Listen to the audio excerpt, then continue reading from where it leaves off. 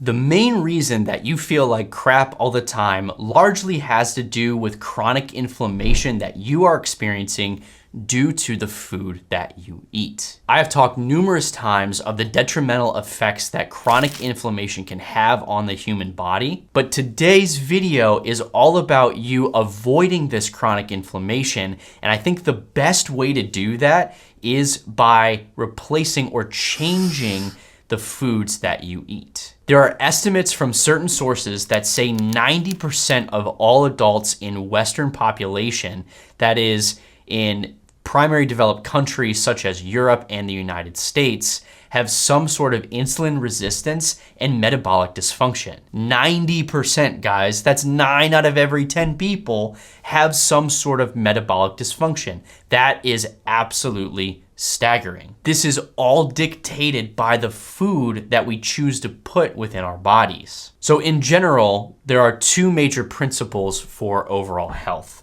We all have genes or genetic control that is, again, outside of our control. And number 2, we have the things that we consume on a daily basis, like our diet, our exercise, our sleep that we get, our environmental exposures. These are all things within our control. Now, with genetics themselves, we can't necessarily modify or change the genes that we've been given, but through epigenetic control, we can, to a certain extent, control which of those genes are turned on and which of those genes are turned off. Now, the reason that this is such a huge deal is because even if you've been given some genetic predisposition for high blood pressure or insulin resistance or obesity, you don't necessarily have to fall into those genetic potholes, if you will, because you can choose, in a way, you can determine which of those genes are turned on or turned off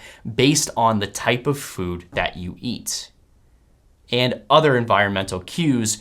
But this is about food. I genuinely believe that food is one of the most important factors for someone either achieving health or succumbing to generalized unhealth. And I also believe that the majority of diseases that we see, especially chronic ones, are inflammatory or autoimmune in nature. And I firmly believe that sufficient dietary changes could eliminate 90+% of all of these diseases for good. So with all of this being said, what do I believe is the most ideal human way of eating that we can do? Well, this gets broken down into 3 major headings, if you will. Number 1, the ideal human diet should consist of all the essential vitamins and nutrients that are required for our own physiologic processes. Number 2, these vitamins and minerals should come in the most bioavailable forms, that is, the form that is most readily used by the body in order to have these physiologic properties function at an optimal level. And number 3, we should be able to get these vitamins and minerals from specific foods that have the least amount of toxins. The ideal human way of eating should come with all the essential vitamins, minerals, nutrients, etc., that are required from our own physiologic processes to not only function at an optimal level, but also reducing the overall amount of toxins that are required to get these essential vitamins, nutrients, and minerals. In my opinion, the best way to hit all 3 of these major subheadings is to get the majority of your calories from meat, whether that's chicken, grass-fed, grass-finished beef, meat organs, fish, and other animal-based products such as eggs and raw dairy. Number 2, I think it's really important to eat all foods in their natural packaging, and that is eating whole fruits, maple syrup, wild-caught food, organic stuff, etc. Number 3, and this one's probably the most difficult, and it's cutting out all processed and packaged foods, such as seed oils and added sugars. And number 4, cutting out vegetables. Yes, I said it.